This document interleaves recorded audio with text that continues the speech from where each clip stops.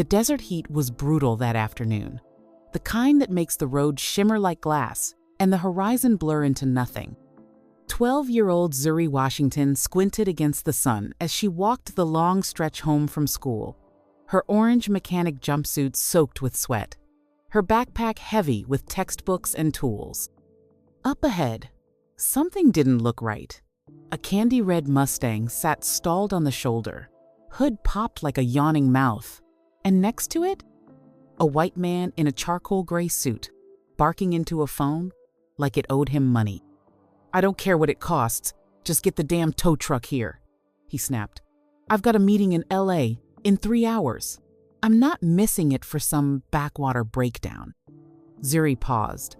Her Aunt Ayana always told her, "Don't talk to strangers, especially the kind who look like they never set foot in neighborhoods like ours." And this man? He didn't belong out here.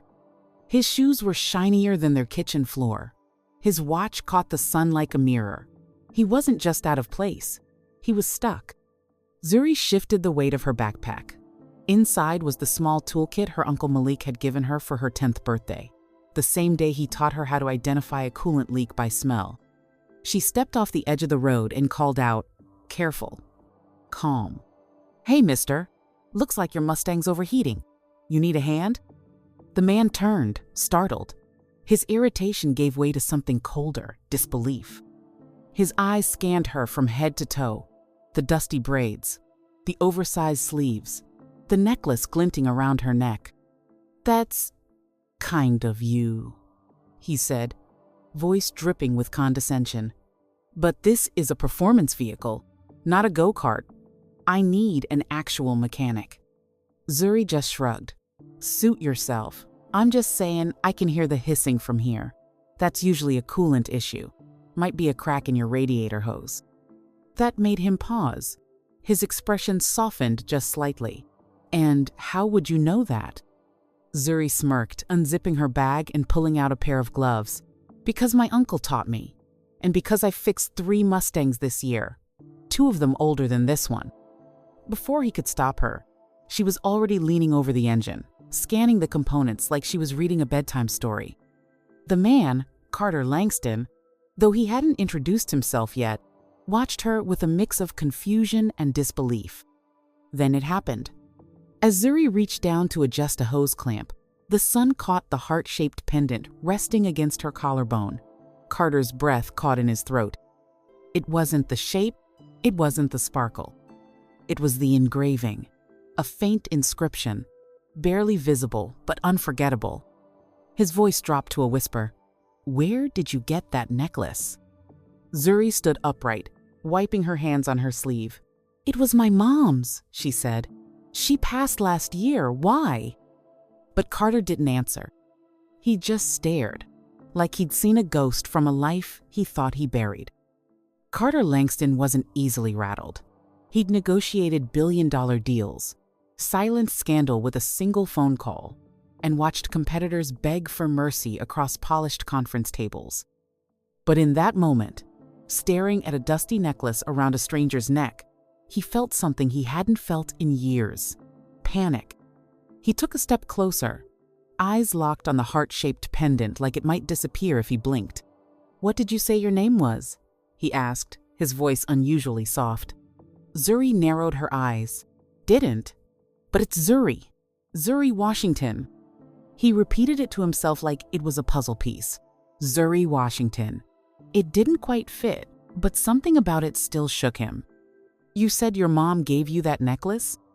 "Yeah," Zuri said, starting to feel the energy shift. It was hers. She wore it every day. Her name was Naomi. Carter froze. The name hit him like a gut punch. Naomi. That wasn't just a coincidence. Not out here. Not with that necklace. Zuri glanced at him, eyebrows raised. "You okay?" He blinked, snapping back into the moment. Yeah, I just thought I recognized the design. My mother had something similar once."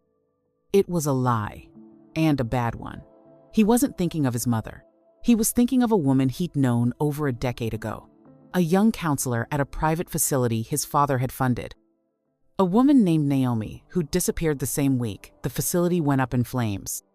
Carter looked back down at the engine, suddenly unsure of what to say next. Zuri was already halfway through patching the leak.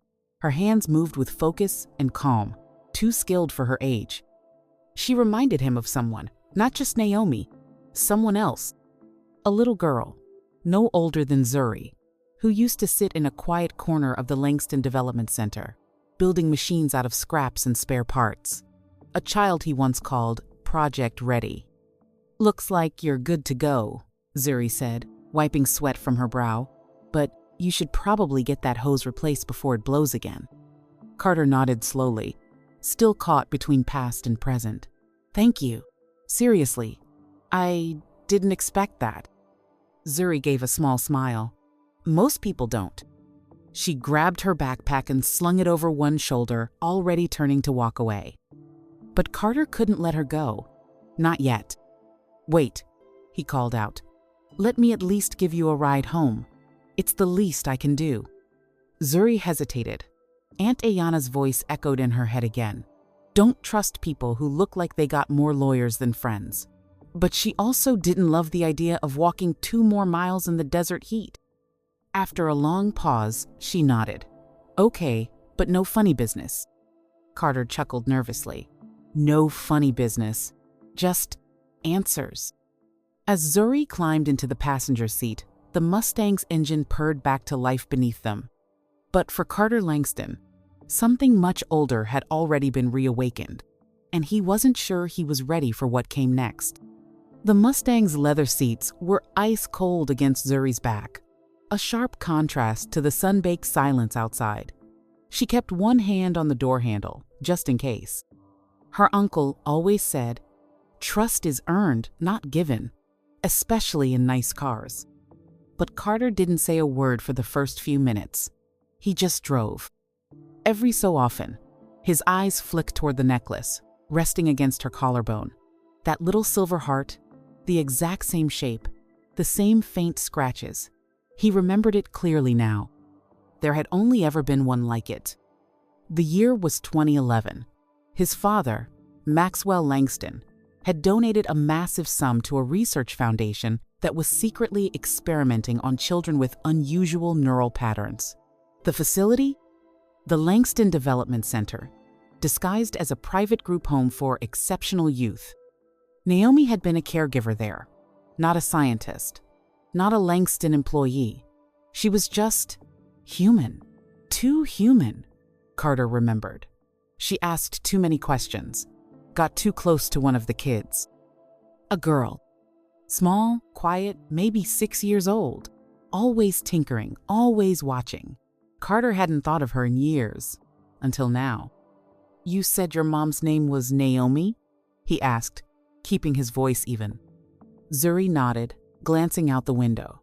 "Yeah, Naomi Washington. She used to work as a nurse. Then we moved around a lot.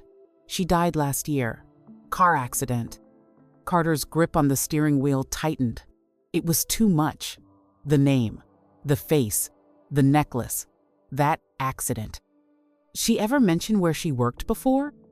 Zuri shook her head. "Not really. My aunt says she was careful, like she was always hiding from something."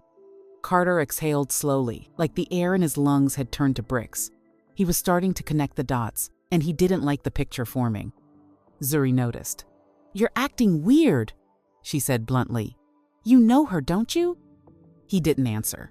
Not right away. "I knew someone named Naomi," he finally said, "a long time ago. She was brave and smart, and she risked everything to protect a little girl." Zuri turned her head. Her voice was soft. "You're talking about me." It wasn't a question. Carter nodded slowly. "I think I am." She pulled the necklace into her hand, running her thumb across the back of it. There, in tiny script, was the name N.W., initials she never questioned. But now, what happened to her? She asked, her voice barely a whisper. Why was she hiding? Carter stared at the road ahead. The tires hummed like a ticking clock. "She was trying to keep you safe from people like my father." Zuri didn't speak again. Neither did he. But as they rolled past the worn sign marking the edge of her neighborhood, the necklace around her neck felt heavier than it ever had. And for the first time, Carter Langston, the millionaire with everything, felt like a man standing on the edge of a truth he might not survive. Carter's luxury Mustang coasted through the quiet neighborhood like it didn't belong, polished, powerful, and painfully out of place. The streets were cracked, the lawns were dry, and the people sitting on porches didn't wave back. They just watched, carefully. Zuri sat stiffly in the passenger seat, arms crossed tight. The ride had only taken 15 minutes, but it felt like a lifetime. She didn't know this man. Not really, but he knew her. Or at least, he knew too much not to say more. "You can drop me at the corner," she muttered as they pulled up to her street. But Carter didn't move right away. He stared at the modest blue house down the block. The paint was chipped. The porch light hung crooked. But it had life in it. Wind chimes, dancing, tools scattered in the yard. It felt real. "That's your place?" he asked. "Yeah." She didn't offer more. Carter nodded slowly, fingers tapping the steering wheel. "You said your mom passed last year. Who takes care of you now?" "My Aunt Ayanna and Uncle Malik. Mom's sister and her husband. They've been around forever." She hesitated. "Uncle Malik's the one who taught me cars. Said I needed to know how to fix things in case the world ever broke." Carter smiled faintly, but it didn't reach his eyes. "He sounds like a smart man." Zuri grabbed the door handle, but something stopped her. "Can I ask you something?" she said. "Of course. Why do you care so much about this necklace? You looked like you'd seen a ghost." Carter opened his mouth and then closed it. The truth wasn't just hard to say. It was dangerous. "It belonged to someone important," he said carefully. "Someone who saved a little girl from something she was never supposed to be part of." Zuri's eyes narrowed. "Like what?" He didn't answer. He couldn't. Not yet. Instead, he reached into his jacket and pulled out a sleek black business card. Minimalist. Just a name, number, and logo. Langston Technologies. "If you ever need help," he said, "real help, not car trouble, call me. No questions asked." Zuri hesitated, then took it. She didn't know why. As she stepped out of the car, Uncle Malik came out onto the porch, a wrench still in his hand. His eyes locked onto the Mustang, and then onto the man inside it. Carter Langston. His face turned to stone. Zuri jogged up to the porch. "Uncle Malik, this is..." But Malik cut her off, voice low and tight. "Go inside, now." Zuri blinked, confused. "What's wrong?" "I said go." His tone made it clear. No more questions. Inside, through the blinds, Zuri watched as Malik walked to the car. He leaned in the window and said something she couldn't hear. Whatever it was, it made Carter look down, almost ashamed. Then Malik stepped back, and the Mustang pulled away. Zuri turned around and found Aunt Ayanna standing in the hallway, a manila envelope in her hands. Her eyes were already glossy with tears. "He found her," she whispered. Zuri's heart dropped. "Who?" Ayanna swallowed hard and handed over the envelope. "Your mother left this. She made us promise to give it to you the day someone from the Langston family showed up." Zuri stared at the envelope like it might burn her fingers. Outside, the Mustang disappeared into the sunset. Inside, Zuri was about to open a letter that would set her entire life on fire. The envelope felt heavy in Zuri's hands, like it carried more than just paper, like it had been waiting, watching, holding its breath. She sat on the floor of her bedroom, the late afternoon light slanting across the carpet, her heart beating like a drum. Aunt Ayanna hovered by the doorway, silent, eyes rimmed in red. Uncle Malik stood behind her, arms folded, jaw tight. Zuri looked down at the envelope again. Her name was written on the front in her mother's looping handwriting. For Zuri, when the past comes calling. With trembling fingers, she tore it open. Inside was a letter, Handwritten, 5 pages. The first line made her stomach flip. "My sweet girl, if you're reading this, then someone has found you." Zuri blinked. Her chest tightened. "There are things I never wanted you to carry, things I hoped would stay buried forever. But I knew that one day, the Langstons would come looking." She kept reading. Her mother's words painted a story Zuri had never heard, one she wasn't sure she was ready for. Naomi had once worked as a caretaker at a place called the Langston Development Center. It wasn't an orphanage. Not really. It was a research facility, privately funded and quietly hidden, where children were observed, tested, and, in some cases, manipulated. They called it a program for gifted youth, but it was never about helping us. It was about control, about profit. Zuri's name had been in their files. But Naomi, who had once been nothing more than a staff nurse, had seen what was coming. And when she realized what they planned to do to her daughter, she ran. They disappeared in the middle of the night with nothing but a duffel bag, forged documents, and the necklace, which wasn't just sentimental. The necklace isn't just yours, baby. It's a key. It holds something inside, something they want. Zuri stared at the pendant around her neck. Suddenly, it felt heavier. It was no longer a comfort. It was a secret, a target. "I made Uncle Malik promise to help hide us. I made Ayana promise to raise you like nothing ever happened. And I made myself promise that if the Langstons ever found you again, you'd be ready." By the time she finished the last page, Zuri's hands were shaking. "Why didn't you tell me?" she whispered, eyes locked on her aunt. Ayana walked in slowly, kneeling beside her. "Because your mother begged us to wait. She said if you learned too soon, it would only put you in more danger." Uncle Malik stepped forward.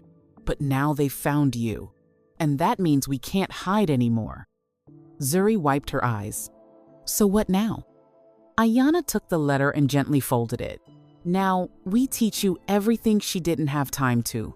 What they wanted, what they did, and what that necklace really protects." Malik placed a hand on Zuri's shoulder. "You've got her mind, kid. You see the world in patterns, in pieces that fit. That necklace might hold information they buried. But you hold something even more powerful." Zuri looked down at the necklace. Her whole life, it had just been a memory. Now, it was the beginning of war. Carter Langston couldn't sleep. The desert air clung to him like sweat as he stood in his home office, the glow of old files flickering across his laptop screen. Behind him, on a shelf no one ever touched, sat a dusty metal box stamped with his father's initials, ML. He had never dared to open it. Until now. Inside were documents stamped Confidential LDC Archives, Langston Development Center. Carter's hands trembled as he flipped through them. Personnel lists, funding records, case files, and then child profiles. Dozens of them. Each had a photo, a birth name, a coded tag. But one file stopped him cold. W49Z, name, Zuri, last name omitted. Status, early stage cognitive augmentation candidate. Notes, exceptionally high mechanical reasoning, shows signs of autonomous pattern learning, monitored closely, possible asset. Mother, Naomi Washington, terminated employment, unscheduled disappearance. Final status, lost, file closed. Carter swallowed hard. She wasn't just a familiar face. She was on their books. He clicked deeper. Surveillance photos from 12 years ago. Naomi with a small child. A timestamp from the week the facility accidentally caught fire. His father had called it a tragedy, told the press it was faulty wiring. But Carter remembered how quickly everything had been scrubbed away. The center shut down. The remaining children transferred. Staff reassigned. No questions asked. Because that was how the Langstons did business. But now, looking at Zuri's file, marked lost, like she'd been property, Carter felt sick. He slammed the laptop shut and picked up his phone. "Laura," he said to his assistant, I need the full archives. Everything related to Project Sable, Langston development, and any remaining case files. I don't care what it costs." She hesitated. "Sir, those files were sealed by your father." "I know. Unseal them." He hung up and turned toward the window. The city stretched beneath him, glittering like the future his family promised to build. But Carter knew better now. That empire wasn't built on innovation. It was built on secrets. He pulled out Zuri's file again. There, next to her mother's name, was a symbol he didn't recognize. A tiny embossed emblem shaped like a triangle with 3 interlocking gears. He flipped to the next page. It was blank, except for one line, handwritten in red ink. "She knows how to fix things. Don't let her fix the truth." Carter stared at the words until they burned into his mind. This wasn't just about a girl with a necklace. This was about everything the Langstons were willing to bury, and the one person they never thought would dig it back up. And for the first time in his life, Carter Langston realized he might be on the wrong side of history. The next morning, something felt off. Zuri couldn't explain it at first. The sun still beat down on the cracked sidewalk. Her classmates still teased each other on the walk to school. Her science teacher still handed back homework with the same half-hearted smile. But she could feel it, like something was watching her through a keyhole she couldn't see. At first, it was just a black SUV parked across from the school gates. Tinted windows, no plates. Nothing obviously threatening, just there. Then it showed up again at the corner store. And later, outside the mechanic shop where Uncle Malik worked. "Unc," she said that evening, dropping her backpack by the door. "We being followed?" Malik didn't flinch. He just handed her a wrench. "I counted 3 shifts today," he said calmly. 2 guys in a black Tahoe, probably former military. The Langstons don't waste time. Ayanna stood in the kitchen doorway, arms crossed, phone already in hand. "I'm calling Marcus." Zuri tilted her head. "Who's Marcus?" "An old friend of your mother's. Journalist. Naomi gave him parts of the story years ago, but made him promise not to publish until the Langstons resurfaced." Zuri raised an eyebrow. "Pretty sure that moment's here." Ayanna nodded grimly. "And if they're watching you, they're not just curious, they're scared." That night, Zuri sat in the small garage behind the house, her favorite place. Tools lined the walls. Old radios and busted alternators lay in neatly labeled bins. It was her sanctuary. She pulled the necklace from her shirt and held it in the light. For the first time, she looked at it not as something sentimental, but as a machine. Her mother said it was a key. So Zuri did what she always did with machines. She opened it. The tiny latch at the base came loose with a soft click. Inside the hollowed shell, barely larger than a coin, was a microchip, and etched on the metal surface, a symbol that matched the one in Carter's file. 3 interlocking gears inside a triangle. She connected it to a salvaged motherboard in the garage, jerry-rigged from an old laptop she'd rebuilt last summer. The screen blinked. Project Sable. Encrypted files detected. Zuri's breath caught. She clicked Access. Suddenly, names filled the screen. Dozens of them. Photos of children. Test scores. Brain scans. Notes on neuroplasticity. Mechanical aptitude. Cognitive acceleration. And there, near the bottom, a folder labeled Zuri W49. She clicked. Inside were observation reports, surveillance footage, even transcripts of conversations between Naomi and the facility supervisors. Conversations about shutting down the program and about silencing anyone who objected. Zuri stared at the final entry. Target relocated. Naomi Washington terminated risk protocol. Child presumed deceased. No further action required. She leaned back in her chair, heart racing. They thought she was dead. They built an empire on the idea she didn't exist. And now, she wasn't just alive. She had everything they tried to erase. Zuri didn't sleep that night. She sat cross-legged on the garage floor, laptop glowing in the dark, as file after file confirmed what her mother had only hinted at. Project Sable wasn't just unethical, it was monstrous. Funded by private tech giants and masked as a gifted youth initiative, it used orphaned or untraceable children as test subjects in cognitive acceleration experiments. Some were taught to solve complex engineering problems before age 8. Others were pushed into neurological pattern training using techniques too brutal to be legal. Zuri's file was one of the longest. Subject: W49 displays near instinctive understanding of mechanical systems, capable of replicating and repairing devices after minimal exposure. Appears emotionally bonded to caregiver Naomi W., interfering with experimental detachment protocols. Reclassified, unstable asset. Recommend containment or removal. Her hands trembled. Her whole life, she thought she was just gifted. Turns out, she was engineered to be. The next day, Uncle Malik brought someone to the garage. A tall man in his 40s with tired eyes and a camera bag. He introduced himself with a firm handshake. Marcus Hayes, investigative journalist. Your mom saved my life once. With the truth, I figured it's time I return the favor. Zuri narrowed her eyes. You believe all this? He held up a flash drive.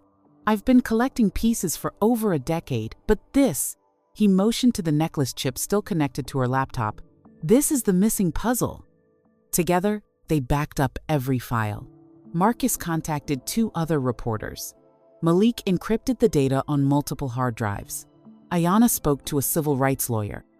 Everyone was moving like time was running out, because it was.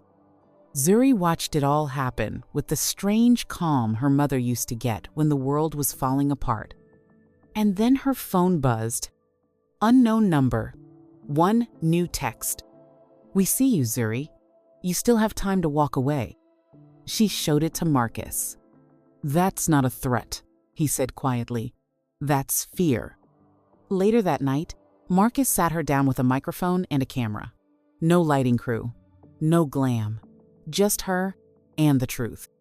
Say what you need to say, he told her. We'll broadcast it when you're ready. Zuri stared at the camera. She thought of her mother, of the necklace, of the file that called her unstable, of the kids listed in folders who might still be out there. Then she took a deep breath. My name is Zuri Washington, she said, her voice steady. When I was a baby, I was part of something called Project Sable. My mother died trying to protect me, and the people who funded it, they think they erased the evidence. She held up the necklace to the lens. But they forgot I was my mother's daughter. When the camera cut off, silence filled the garage. Ayanna placed a hand on her shoulder. Marcus nodded. Malik said nothing, just walked to the door and locked it. Because the moment that footage aired, there would be no going back. The boardroom on the 47th floor of Langston Technologies was designed to intimidate. Glass walls, leather chairs, skyline view, and a 10-foot digital screen glowing with a logo that stood for power, innovation, and now, silence. The room was full. Executives, legal counsel, security, and at the head of the table, Maxwell Langston himself. Silver-haired, sharp-suited, and surrounded by men who'd built their careers by never asking questions. Then the elevator dinged. The doors opened, and in walked Carter Langston. No suit this time, just jeans and a plain black shirt. And beside him, barely reaching his shoulder, was Zuri Washington. Whispers rippled across the room. Is that? She's the girl. Why would Carter bring her here? Maxwell's eyes narrowed. Son, what exactly do you think you're doing? Carter walked to the head of the table. Calm. Fixing what you broke. Maxwell's smile was thin. You had one job. Protect the brand, not drag ghosts into my boardroom. Zuri stepped forward. I'm not a ghost. The silence was immediate. Maxwell finally looked at her. Really looked. His expression barely changed, just a flicker of something cold. "You must be W49, he said. "Didn't think you'd make it past the fire." Zuri didn't flinch. "Didn't think you'd still be hiding behind a desk." Carter placed a small device on the table. With a click, the 10-foot screen behind them came to life. Files, videos, photos, all from the necklace drive.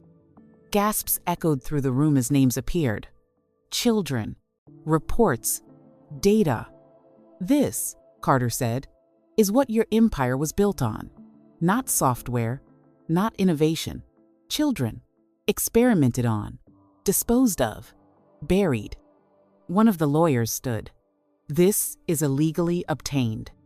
"No," Marcus Hayes said from the doorway, camera rolling. "It's evidence, and it's already live." Maxwell rose from his chair. "You think this changes anything?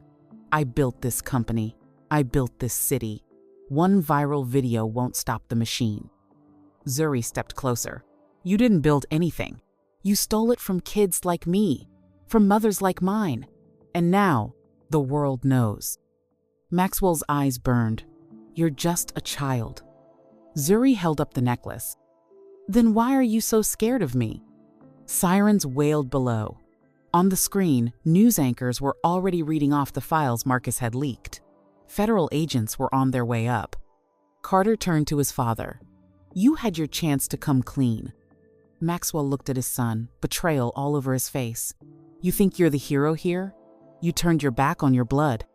"No," Carter said quietly. "I finally found my spine." The doors burst open. Agents moved in. Executives scattered. Maxwell Langston was cuffed without resistance. The camera caught every second. As he was led away, he passed Zuri. Their eyes met one last time. "You're not special," he hissed. Zuri tilted her head. "No, I'm dangerous. That's why you failed." The moment was over in seconds, but the shockwave had just begun. And Zuri, she wasn't just the girl with the necklace anymore. She was the girl who brought the whole empire down. 5 years later, the building was still there, but it didn't have the Langston name on it anymore. Where once the words Langston Technologies glowed in chrome, a new sign stood tall: the Naomi Washington Center for Future Innovators. It wasn't just a tech hub. It was a revolution in glass and steel. Inside, bright classrooms buzzed with students, mostly girls, mostly black and brown, learning to code, build, repair, and dream. The walls were lined with framed patents, inventions, and newspaper clippings. In the center of the lobby stood a red Mustang, fully restored, polished to perfection. Beside it hung a photo: a smiling woman in scrubs, Naomi holding a baby in one arm and a wrench in the other. And below it, a plaque. She didn't just fix engines, she fixed the future. Zuri, now 17, moved through the halls with quiet purpose. Her hair was longer, her voice stronger. Her hands still smelled faintly of motor oil. Some things never changed. But everything else had. The world now knew who she was, what had been done, what had been hidden. The Project Sable trials led to convictions, policy reforms, and a flood of hidden survivors coming forward with stories. Some heartbreaking, some heroic. Carter Langston had given up his stake in the company and now worked full-time with the Naomi Center. His suit and tie days were over. These days, he wore flannel and carried blueprints. They didn't talk about Maxwell anymore. He didn't deserve the breath. Zuri stood on stage that evening as the center held its annual mentorship ceremony. 12 new students were being inducted into the program, kids who reminded her of herself at that age. Sharp, underestimated, and quietly brilliant. She looked out at the crowd and smiled. "When I was 12, she began, "I thought the most important thing I'd ever do was fix a car on the side of the road. Turns out, that moment changed everything." She paused, fingers brushing the necklace she still wore, now no longer a key, but a symbol. "My mom once told me that systems break the same way machines do, silently, over time. But if you listen close, you'll hear what needs to be repaired." A standing ovation followed, not because she was famous, but because She was free. Later that night, she received a letter in the mail, handwritten, signed at the bottom, Victoria Langston, U.S. Justice Department. Carter's cousin, another Langston who had chosen the right side. Because of your case, we've identified 38 more facilities around the country that operated like Project Sable. Some of the children have been found. Others are still out there. They've heard your story, and they're ready to come forward. Zuri read the last line aloud. They're not hiding anymore, because you showed them they don't have to. As the sun set over the desert, Zuri walked to the garage behind the center, where a younger girl was struggling to rewire a motor. You're close, Zuri said, kneeling beside her. You just have to trust the way it fits together. The girl smiled. Like magic? Zuri grinned. No, like truth. In a world once built to silence her, Zuri Washington had found the loudest voice of all, one powered by proof, by legacy, and by the promise that no child should ever have to fix the world alone again.